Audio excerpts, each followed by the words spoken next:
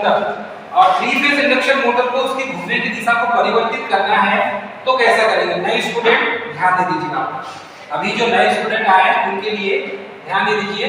3 phase induction motor के घूमने की दिशा को यदि परिवर्तित करना है, चेंज करना है, जैसे कि मोटर हम ऑन करते हैं तो क्लॉकवाइज रोटेट करती, लेकिन उसको हमें एंटी क्लॉकवाइज रोटेट कराना है, तब ये सिचुएशन कैसी होगी, मतलब हम कैसा करेंगे? तो इसके दो सिचुएशन होते हैं। सबसे पहले तो ये डायग्राम दिखा है आपको, और इस डायग्राम में ये 3 फेज इंडक्शन मोटर का डायग्राम है, 3 फेज इंडक्शन मोटर का डायग्राम। और 3 फेज इंडक्शन मोटर का ये जो भाग होता है, ये स्टेटर वाला भाग होता है और अंदर वाला भाग रोटर का होता है, ठीक है। तो स्टेटर भाग में हम यहां पर सप्लाई देते हैं 3 फेज एसी सप्लाई। हमें करना कुछ नहीं है, ये जो भाग होता है मोटर के ऊपर का भाग, ये बॉडी होती, इसको बॉडी कहते हैं या बॉडी कहते हैं। तो वहीं पर ऊपर मिलेगा आपको टर्मिनल बॉक्स। यहां पर क्या मिलेगा आपको? Terminal box. इसको क्या कहेंगे हम? Terminal box. अब ये जो टर्मिनल बॉक्स है, इस टर्मिनल बॉक्स में यहां पर देखेंगे तो आर, वाई और बी तीन फेज के 3 पॉइंट आपको मिलेंगे। आपको करना क्या है? यहां से भी आर, वाई, बी 3 फेज जाएंगे, ठीक है। तो यहां से जब आर, वाई, बी 3 फेज जाएंगे तो यहां पर आपको करना है कि 2 फेज को आपस में इंटरचेंज कर देना है। जैसे आपने क्या किया, यहां पर ये आर है, ये वाई है और ये बी है, तो आपने क्या किया, यहां से आर को बी के साथ जोड़ दिया और बी को वाई के साथ जोड़ दिया, और आप इसमें बी को कंटिन्यू कर दिया आपने, ठीक है। तो ये जो सिचुएशन होगी, मतलब यहां से ऐसे समझ भी सकते हैं इसको आप, सीक्वेंस में आर, वाई, बी, यहां पर सीक्वेंस में आर, वाई, बी। अब ये जो टर्मिनल है, ये इनपुट टर्मिनल है, यहां से सप्लाई आया, आपने क्या किया, वाई को बी से जोड़ दिए और बी को वाई से जोड़ दी, मतलब कि टर्मिनल को हमने क्या चेंज कर दिए, इंटरचेंज कर दिया, आपस में बदल दिया। जहां पर y को y से जोड़ना था, हमने उसको y को b से जोड़ दिया। तो इस सिचुएशन में क्या होगा, यदि सप्लाई टर्मिनल को किसी दो टर्मिनल को आपस में इंटरचेंज कर दिया जाए या सप्लाई के फेसेस को चेंज कर दिया जाए, क्योंकि ये सप्लाई का फेस है r face, y face, b face. यदि आप इसको चेंज करते हैं तो इसके घूमने की दिशा चेंज हो जाएगी, 3 फेज इंडक्शन मोटर के घूमने की दिशा चेंज हो जाएगी। तो देखो, सबसे पहले तो जब मोटर स्टार्ट होगी तो या तो क्लॉकवाइज घूमेगी या तो एंटी क्लॉकवाइज घूमेगी। तो सीक्वेंस हम मान लेते हैं कि सबसे पहले मोटर क्लॉकवाइज रोटेट में डायरेक्शन में घूम रही है, फिर हमने देखा उसको एंटी क्लॉकवाइज में घुमाना है, तो हमने क्या किया, आपस में ये मोटर के 3 टर्मिनल है स्टूडेंट, इन तीनों टर्मिनल पे यहाँ पर हमने आर वाई बी और यहाँ पर भी आर वाई बी 3 टर्मिनल है, हमने किसी 2 टर्मिनल को यहाँ पर इंटरचेंज कर दिए। ऐसा जरूरी नहीं है कि नीचे के 2 टर्मिनल को ही चेंज करेंगे, ऐसा जरूरी नहीं है। आप ऊपर के 2 टर्मिनल को भी चेंज कर सकते हैं, या तो ऊपर और नीचे के 2 टर्मिनल को भी चेंज कर सकते हैं, या तो बीच का और ऊपर का 2 टर्मिनल को आपस में इंटरचेंज कर सकते हैं। कहने का मतलब यह है, यहाँ पर ये जो फेज सीक्वेंस है, जैसे हम यहाँ पर पहले क्या कर रहे थे कि मोटर को क्लॉकवाइज में रोटेट करना है तो आर को आर से जोड़ रहे थे, वाई को वाई से जोड़ रहे थे, बी को बी में जोड़ रहे थे, कनेक्शन कर दिए। तो आर का कनेक्शन को आर से कर दिए, वाई का कनेक्शन वाई से कर दिए, बी का कनेक्शन बी से कर दिए। तो ये सिचुएशन में मोटर कैसे रोटेट करेगी, भाई क्लॉकवाइज रोटेट करेगी, ठीक है। अब यदि इसको हमको इसमें रोटेशन का डायरेक्शन चेंज करना है, अभी क्लॉकवाइज रोटेट कर रही थी, अब हमें क्या करना है, अपोजिट डायरेक्शन में घुमाना है, एंटी क्लॉकवाइज। तब हमें करना कुछ नहीं है, यहाँ से किसी 2 टर्मिनल को आपस में चेंज कर देंगे। तो 2 टर्मिनल को आपस में चेंज करने के लिए हमने इसको भी आपस में इंटरचेंज कर सकते हैं, मतलब कि y को r से जोड़ दिए, r को y से जोड़ दिए। तो 2 टर्मिनल को आपस में इंटरचेंज करने पर मोटर एंटी क्लॉकवाइज रोटेट करने लगती है। क्लियर है सभी को, कॉन्सेप्ट समझ में आ रहा है, सभी को समझ में आ रहा है। हम इनपुट सप्लाई किसको देते हैं, स्टेटर पार्ट को देते हैं, ये आपको पता है, ठीक है। और अंदर में इसके अंदर जब स्टेटर को एसी सप्लाई देते हैं तो इसके चारों ओर रोटेटिंग मैग्नेटिक फील्ड उत्पन्न होता है जो सिंक्रोनस स्पीड में घूमता है, और उसी में यहाँ रोटर में ईएमएफ पैदा होता है और वो रोटर उसको उस सिंक्रोनस स्पीड को पकड़ने की कोशिश करता है, लेकिन पकड़ नहीं पाता, जिसकी वजह से three phase induction motor rotate करती है। क्लियर स्टूडेंट, ये कॉन्सेप्ट समझ में आया सभी को? अब देखेंगे हम कॉगिंग और मैग्नेटिक लॉकिंग, मतलब कि कॉगिंग या मैग्नेटिक लॉकिंग। कॉगिंग को दो शब्द में डिफाइन किया गया है। देखो, कॉगिंग या तो उसको मैग्नेटिक लॉकिंग, कहीं पर यदि आपके सामने आ जाए कि मैग्नेटिक लॉकिंग क्या है, तो समझना है कि उसे कॉगिंग भी कहते हैं, या तो कॉगिंग या तो मैग्नेटिक लॉकिंग। इन दोनों का मतलब एक ही होता है, दोनों का मीनिंग स्टूडेंट एक ही होता है। अब यहाँ पर देखेंगे तो ये सर्किट डायग्राम आपको दिख रहा है ये, और ये भी थ्री फेज इंडक्शन मोटर का सर्किट डायग्राम। यहाँ पर ये दिख रहा है आपको, ये स्टेटर है, मतलब कि इसको क्या कहते हैं, फील्ड पोल। इसे क्या कहा जाता है, फील्ड पोल। और इसी फील्ड पोल में यहाँ पर क्या होती है, वाइंडिंग्स लपेटी होती है। क्लियर है सभी को? और जब आप इसको आप एसी सप्लाई देंगे तो यहीं से इसी फील्ड वाइंडिंग को डायरेक्ट सप्लाई देते हैं आप, AC supply, three phase AC supply. ये भी कॉन्सेप्ट क्लियर है आपका? और स्टूडेंट होता यूं है कि ये जो रोटर पार्ट है अंदर का, ये रोटर पार्ट अंदर का दिख रहा है आपको, तो ये रोटर पार्ट में इसके दांत आपको मिलेंगे, जिसे टीथ कहते हैं। तो ये जो भाग होता है ये क्या है, फील्ड पोल है। तो ये स्टेटर का दांत कहलाता है, स्टेटर के टीथ। और ये जो भाग दिख रहा है आपको, ये रोटर के टीथ कहलाते हैं। अब दरअसल रोटर होता कैसा है यहाँ पर, तो ये रोटर इस टाइप से बनाया जाता है। ये भी आपको पता हो, इसके पहले वाली क्लास में आपने देखा होगा, यदि नहीं देखा है तो वीडियो देख सकते हैं आप। तो यहाँ पर हमने स्लॉट को कैसे बनाया, ऐसा तिरछा बनाया है। ये देखिए, ये स्लॉट ऐसा तिरछा बना होता है, और ये स्लॉट के अंदर वाइंडिंग होती है। ये स्लॉट है जिसे खांचा कहते हैं, और ये खांचे के अंदर इस टाइप से वाइंडिंग प्लेस की जाती है, मतलब कॉइल को लपेटा जाता है। ये हमने ऐसा वाइंडिंग यहाँ पर लपेट दी, ठीक। इसे क्या कहेंगे, रोटर। पूरा रोटर पार्ट है, ये शाफ्ट हो जाएगा, ठीक। यहाँ पर बेयरिंग्स वगैरह लगे होंगे, और ये जो पूरा फ्रेम है, ये इंड रिंग का फ्रेम होता है, इसको कहते हैं हम इंड रिंग, जो आपस में शॉर्ट सर्किटेड होती है सभी वाइंडिंग से। तो होता यूं है, ये रोटर का भाग है। अब ये जो रोटर है, रोटर के दांत और स्टेटर के दांत, ठीक, रोटर के दांत और स्टेटर के दांत।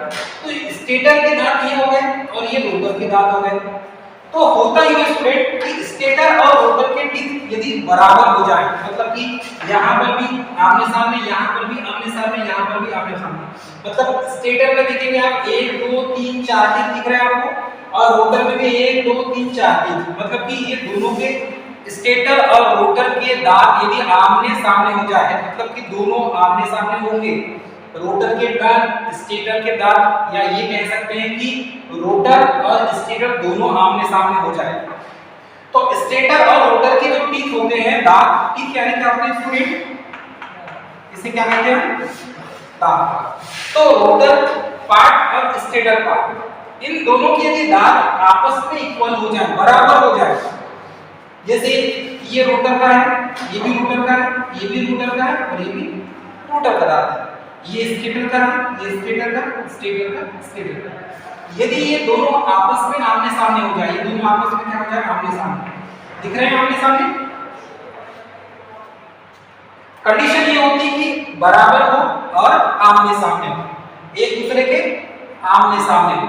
तो जब ऐसी सिचुएशन जब आती है, मोटर को स्टार्ट करते हैं, तो रोटर के दांत और स्टेटर के दांत दोनों आमने सामने हो जाए और दोनों बराबर भी हो जाए। ये यदि सिचुएशन जब क्रिएट होगी, तो इन दोनों के बीच में मैग्नेटिक लॉकिंग होने लगती है, मतलब ये चुंबकीय रूप से एक दूसरे को आकर्षित कर लेते हैं। कैसे कर लेते हैं, आकर्षित कर लेते हैं, एक दूसरे को अट्रैक्शन कर लेते हैं। तो स्टेटर के दांत और रोटर के दांत जब दोनों बराबर होंगे और एक दूसरे के आमने सामने होंगे, तो ये एक दूसरे से चुंबकीय रूप से, मैग्नेटिकली रूप से कपल्ड हो जाते हैं, मतलब जुड़ जाते हैं। क्योंकि आपको इसका नियम पता है स्टूडेंट कि जब स्टेटर पे हम एसी सप्लाई देते हैं, तो इसके चारों ओर सिंक्रोनस स्पीड से घूमता हुआ मैग्नेटिक फील्ड उत्पन्न होता है। तो यहाँ पर भी वही सिंक्रोनस घूमता हुआ मैग्नेटिक फील्ड है। जब स्टेटर के दांत और रोटर के दांत आपस में बराबर हो जाते हैं, ठीक है, तो ये चुंबकीय रूप से मतलब मैग्नेटिकली क्या हो जाते हैं, कपल्ड हो जाते हैं, मैग्नेटिकली कपल्ड हो जाते हैं, मतलब जुड़ जाते हैं। तो जब ये दोनों आपस में मैग्नेटिकली जुड़ जाएंगे, कपल्ड हो जाएंगे, क्योंकि स्टेटर और रोटर, अब ये जो बीच में चुंबकीय क्षेत्र है ये दोनों आपस में जुड़ गए, तो इसके कारण क्या हो जाएगा, इसके कारण ये जो 3 फेज इंडक्शन मोटर है ये हमिंग साउंड करने लगेगा, ज्यादा आवाज करने लगेगा। जैसे सीलिंग फैन में आपने देखा होगा, यदि हमने क्या किए, मोटर की स्पीड को कम कर दिए तो वो हमिंग साउंड करने लगता है, आवाज करता है ना। तो वहां पर भी सिचुएशन ऐसे ही क्रिएट होती है, ध्यान से देखिए, लेकिन वहां टॉर्क ज्यादा इंक्रीज हो जाता है, उसके कारण होता है। तो यहाँ पर ये जो है मैग्नेटिकली आपस में दोनों स्टेटर के दांत और रोटर के दांत, मतलब स्टेटर पार्ट और रोटर पार्ट आपस में दोनों एक दूसरे से चुंबकीय रूप से एक दूसरे को खींच के रखते हैं और घूमते नहीं है। और जब घूमेंगे नहीं तो आपस में कौन सा साउंड करेंगे, हमिंग साउंड। हमिंग साउंड का जैसे ट्रांसफार्मर के पास जाओगे तो हमिंग साउंड करता है कि नहीं, बूम की आवाज करता है, तो वैसे ही हमिंग साउंड करेगा और वाइब्रेशन होने लगेगा। तो इस 3 फेज इंडक्शन मोटर को ऐसा हार्ड टच के करके देखेंगे या कोई ऐसा उसके ऊपर छड़ी रखेंगे तो वाइब्रेशन आपको समझ में आएगा कि इसको हार्ड टच करने पर, वैसे हार्ड टच नहीं करना चाहिए, लेकिन कोई लकड़ी या कोई छड़ी रखते हैं इसके ऊपर तो वो वाइब्रेशन करने लगेगा। तो सिचुएशन क्या समझ में आ जाएगी आपको कि यदि हमिंग साउंड करने लगे या वाइब्रेशन उत्पन्न हो तो हम समझ जाएंगे कि कहीं ना कहीं मैग्नेटिकली स्टेटर के टिप और रोटर के टिप दोनों आपस में क्या हो गए, लॉक्ड हो गए, दोनों आपस में लॉक्ड हो गए। तो ये कारण होता है, किसके कारण, ये मैग्नेटिक लॉकिंग का कारण है कि इस कारण में हमिंग साउंड करता है, वाइब्रेशन भी उत्पन्न होगा और स्मूथली मोटर नहीं चलेगी। हो सकता है स्लो स्लो धीरे धीरे धीरे धीरे घूमे, लेकिन जो अच्छी स्पीड में या नॉर्मल स्पीड में घूम रही थी वैसे मोटर नहीं घूमेगी। क्लियर है, इतना समझ में आपको। अब इसके निवारण के लिए हम क्या करते हैं, तो ये जो निवारण है इसका, अब मैग्नेटिकली दोनों लॉक हो गए, मोटर स्लो घूम रही है, हमिंग साउंड कर रही है, करंट ज्यादा कैरी कर रही है मोटर, करंट ज्यादा कैरी करने के कारण ही मोटर हमिंग साउंड करता है। तो जब करंट ज्यादा कैरी करेगी तो इसकी वाइंडिंग जलने के भी चांसेस रहेंगे कि नहीं। तो हम क्या करते हैं, इसके निवारण के लिए हम ये जो रोटर का जो स्लॉट है इसको तिरछा बनाते हैं। ये रोटर का जो स्लॉट है इसे कहते हैं स्लॉट्स, और ये स्लॉट क्या बनाते हैं, तिरछा। तिरछा हिंदी में क्या कहा जाता है, इसको स्क्यूड। रोटर के स्लॉट को क्या बनाया जाता है, तिरछा बनाया जाता है। तो जब इसमें रोटर के स्लॉट को हम यदि तिरछा कर दें, स्क्यूड कर दें, तो ये क्या होगा, आपस में मैग्नेटिकली लॉक नहीं होंगे। अब ये जो है ये कहां आ जाएगा, तिरछा हो जाएगा तो यहां आ जाएगा दोनों के बीच में। तो ये सिचुएशन, अब लॉकिंग की सिचुएशन क्रिएट नहीं होगी। तो मैग्नेटिकली जब ये दोनों लॉक होंगे नहीं तो हमिंग साउंड करेगा नहीं, वाइब्रेशन होगा नहीं, और मोटर जो है स्मूथ चलना चाहिए वो स्मूथ नहीं चल रही, तो वो ऐसी सिचुएशन क्रिएट होगी ही नहीं। इसीलिए हम क्या करते हैं कि स्टेटर को तो हम बदल सकते नहीं है, लेकिन रोटर के वाइंडिंग की स्थिति को बदल सकते हैं। तो रोटर के जो स्लॉट है, स्लॉट को क्या करते हैं, तिरछा कर देते हैं। तिरछा करने पर देखिए जाना था कैसा, भाई जाना था ऐसा रोटर का स्लॉट, ऐसा जाना था सीधा सीधा सीधा सीधा जाना था, लेकिन गया क्या, नहीं, तिरछा गया। तो ऐसा सीधा सीधा रहेगा रोटर का स्लॉट तो मैग्नेटिकली लॉक हो जाएगी। तो हम क्या करते हैं, इस स्लॉट को तिरछा कर दिए। ये स्लॉट यानी हमारा खांचा, स्लॉट को क्या कहते हैं, खांचा, और खांचे के अंदर ही वाइंडिंग डाली जाती है। जो वाइंडिंग आप लपेट के मोटर के अंदर डालेंगे तो ये खांचे के अंदर ही डालते हैं।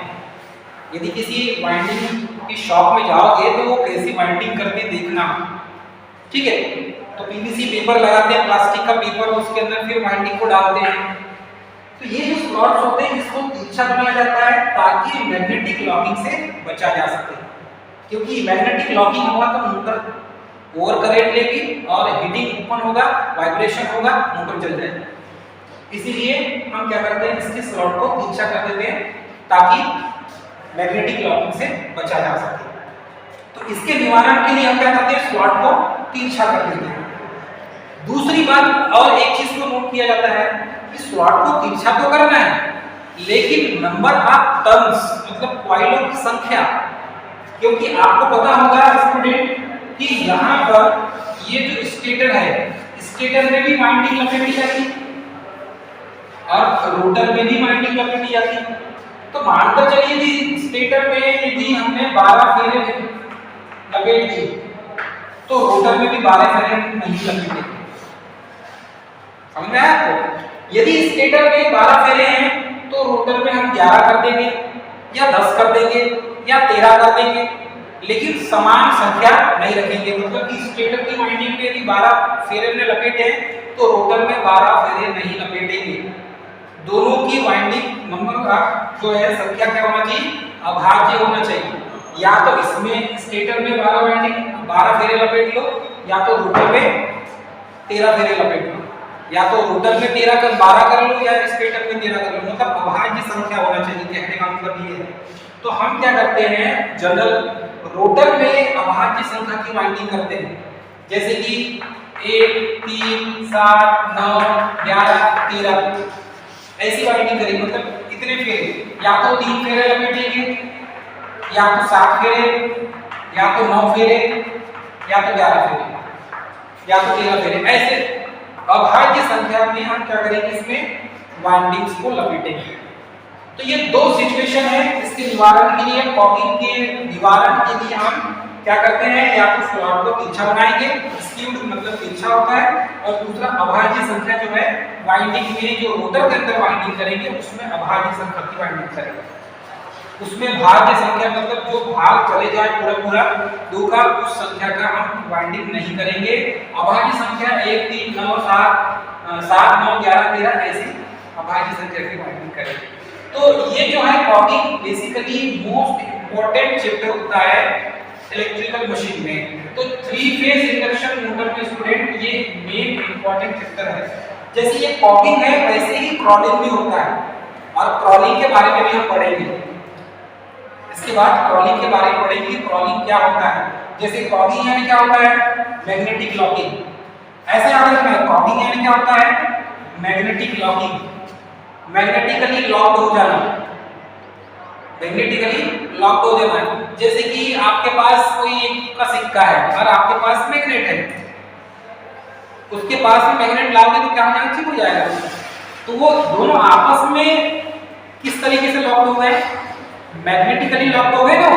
भाई चिपक गया मतलब चुंबकीय रूप से वो चिपक गया, मतलब लॉकिंग हो गई। लॉकिंग मतलब चिपकना।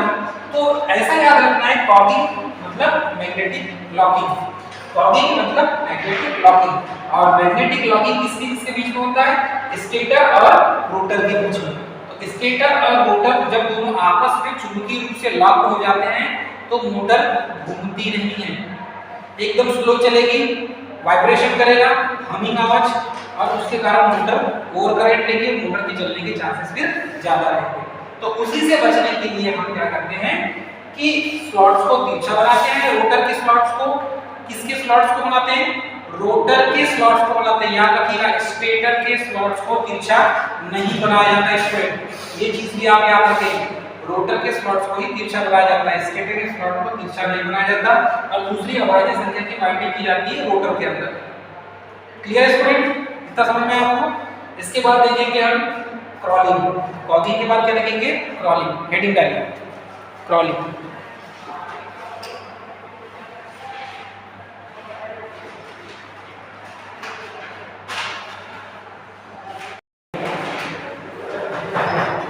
चलो ध्यान रखिए, क्रॉलिंग क्या होती है इसके बारे में जानेंगे। क्रॉलिंग क्या होती है इसके बारे में जानेंगे। देखिए यहाँ पर हमने कॉगिंग देखा था, कॉगिंग में हमने क्या देखा था कि स्टेटर और रोटर टीथ के बारे में जाना था, और उन्हीं में जो मैग्नेटिक लॉकिंग होती है उसके कारण प्रॉब्लम हो रही थी। ठीक वही चीज यहाँ पर देखिए, क्रॉलिंग में क्या होता है स्टूडेंट कि जो 3 फेज इंडक्शन मोटर है अपनी फुल स्पीड की जगह, क्रॉलिंग में क्या होता है कि 3 फेज ये मोटर कौन सी है? 3 फेज इंडक्शन मोटर, और ये 3 फेज की है। इसमें मोटर अपनी फुल स्पीड से न चलती हुई, मोटर अपने फुल स्पीड से न चलती हुई है, फुल स्पीड से कुछ कम स्पीड में चलती है। क्लियर है? तो मोटर अपने फुल स्पीड में न चलती है, कुछ स्पीड कम चलती है। तो कितनी स्पीड कम चलती है? 7 हार्मोनिक्स स्पीड कम चलती है। तो यहाँ पर देखेंगे सप्लाई फ्रीक्वेंसी, जब देखो सप्लाई दिया जाता है 3 फेज इंडक्शन मोटर को, जब 3 फेज इंडक्शन मोटर को सप्लाई दिया जाता है तो इसके चारों ओर सिंक्रोनस स्पीड से घूमता हुआ मैग्नेटिक फील्ड उत्पन्न होता है। तो यहाँ पर कौन सा सिंक्रोनस स्पीड से घूमता हुआ क्या होगा? मैग्नेटिक फील्ड होगा, जिसे आप ns लिखते हैं और अंदर phi s लिखा जाता है। तो phi s लिखते हैं मतलब सिंक्रोनस स्पीड से घूमता हुआ मैग्नेटिक फील्ड उत्पन्न हुआ इसके चारों ओर। अब यहाँ पर देखेंगे तो जो 3 फेज इंडक्शन मोटर है ये फुल स्पीड पे ना घूमते हुए अपने 1/7वें भाग की स्पीड में चलती है। मतलब 7 हार्मोनिक्स, 7वें नंबर का हार्मोनिक्स यहाँ पर उत्पन्न हो जाता है। हार्मोनिक्स एक प्रकार का डिस्टॉर्शन है, एक प्रकार की प्रतिबाधा है, ये समझिए। तो ये फुल स्पीड में ना घूमते हुए 3 फेज इंडक्शन मोटर 1/7वें भाग की स्पीड में घूमना चालू कर देती है। तो बाकी जो स्पीड है वो कम हो गई। तो यहाँ पर हम क्या करते हैं कि जब सप्लाई दिया जाता है तो उसके चारों ओर, रोटर के चारों ओर सिंक्रोनस स्पीड से घूमता हुआ मैग्नेटिक फील्ड उत्पन्न होता है। उसके कारण ये 3 phase induction motor full speed में रोटेट करती है। लेकिन फुल स्पीड में रोटेट करती हुए 1/7वें भाग की स्पीड में मोटर रोटेट करे तो ये जो रोटेट कहलाता है 1/7वें भाग की स्पीड में मोटर जो है ये रोटर का भाग आता है। और रोटर का जो भाग होता है वो 1/7वें भाग में जब मूवमेंट करने लगता है तो इसी को 7th हार्मोनिक्स कहा जाता है। मोटर इस सिचुएशन में फुल स्पीड में नहीं घूमेगी, यहाँ पर 1/7वें भाग की स्पीड में मोटर रोटेट करेगी। ठीक है? तो मोटर की फुल स्पीड की जगह यहाँ पर होता क्या है कि 1/7वीं स्पीड पर ये रोटेट करने लगती है। अब कम स्पीड हो गई इस मोटर की, जो फुल स्पीड में घूमना था मोटर की स्पीड कम हो गई। अब ये जो प्रॉब्लम क्रिएट हो रही है इस प्रॉब्लम को क्या कहा जाता है? इस इफेक्ट को क्रॉलिंग कहा जाता है। क्या कहा जाता है? क्रॉलिंग कहा जाता है। जब मोटर अपनी फुल स्पीड की जगह 1/7वें हार्मोनिक्स की स्पीड पर घूमने लगे तो ये जो परिघटना होती है, ये जो घटना है, ये जो इफेक्ट है, ये क्रॉलिंग कहलाता है। और इसमें इसके निवारण के लिए स्टूडेंट हम क्या करते हैं कि शॉर्ट पिच वाइंडिंग की जाती है। मतलब फुल पिच वाइंडिंग और शॉर्ट पिच वाइंडिंग, दो वाइंडिंग को यदि हम डिवाइड करें तो वाइंडिंग मुख्यतः 2 प्रकार की होती है, एक फुल पिच वाइंडिंग और दूसरी शॉर्ट पिच वाइंडिंग। तो फुल पिच वाइंडिंग और शॉर्ट पिच वाइंडिंग में दो चीज यहाँ पर देखने मिलता है। फुल पिच में जैसे क्रिकेट की पिच होती है पूरी, यहाँ से लेकर यहाँ तक, ये फुल पिच हो गई। अब यदि शॉर्ट की बात करें तो यहाँ कितना हो जाएगा? आधा हो जाएगा। तो जो वाइंडिंग की जाती है इन दोनों के बीच की जो दूरी होती है, मतलब वाइंडिंग किस टाइप से की जाएगी? इस टाइप से की जाएगी। देखो वाइंडिंग किस टाइप से की जाती है? इस टाइप से की जाती है वाइंडिंग। तो इसमें लेग वाइंडिंग और वेव वाइंडिंग, दो वाइंडिंग होती है। तो लेग वाइंडिंग कैसी होती है? ये इस टाइप से, ये लेग वाइंडिंग हो गई, यहाँ से इसको जोड़ देंगे, ये वेव वाइंडिंग हो जाएगी। ठीक है? तरंग की आकृति दिख रही, मतलब यहाँ से घूमे, यहाँ से इस टाइप से तरंग की आकृति। और लेग वाइंडिंग एक दूसरे के ऊपर ओवरलैप होती है, ये वाइंडिंग देखो, ये से जुड़ गई। ठीक है? फिर यहाँ ये जो वाइंडिंग है, यहाँ पर एक लाइन होगी तो ये इससे जुड़ जाएगी, फिर ये एक लाइन होगी तो इससे जुड़ जाएगी। तो एक के ऊपर एक ओवरलैप होगी और ये इसकी छोर निकल जाएगी। तो ये कहलाती है वेव वाइंडिंग और ये हो जाती है लेग वाइंडिंग। ठीक? तो ये वाइंडिंग जो दिख रही है आपको, इसी को शॉर्ट कर दिया जाता है। मतलब यदि दूरी ज्यादा है तो उसको क्या कर देंगे? आधी कर देंगे, शॉर्ट पिच वाइंडिंग कर दी जाएगी। जब शॉर्ट पिच वाइंडिंग कर देंगे आप तो ये क्रॉलिंग की समस्या क्या हो जाएगी? खत्म हो जाएगी। ठीक? तो इसमें क्रॉलिंग का मेन कारण यही होता है 7th हार्मोनिक्स के कारण जो डिस्टॉर्शन उत्पन्न होता है, जिसके कारण मोटर अपनी फुल स्पीड में ना घूमते हुए अपनी आधी स्पीड में, मतलब 1/7वें भाग की स्पीड में घूमने लगती है। तो उस समय फ्रीक्वेंसी कितनी होगी? देखो 50 हर्ट्ज है और 7th हार्मोनिक्स उत्पन्न हुआ तो ये इसमें फ्रीक्वेंसी कितनी बनेगी? 350 हर्ट्ज। कितनी फ्रीक्वेंसी बनती है? 7th हार्मोनिक्स जब इंक्लूड होता है। Clear student? ये समझ में आया आपको? क्रॉलिंग के निवारण के लिए हम क्या करते हैं, शॉर्ट पिच वाइंडिंग करते हैं। क्रॉलिंग के निवारण के लिए शॉर्ट पिच वाइंडिंग की जाती है, ये याद रखिए, ये एग्जाम में पूछा जाता है। Clear student? Thank you.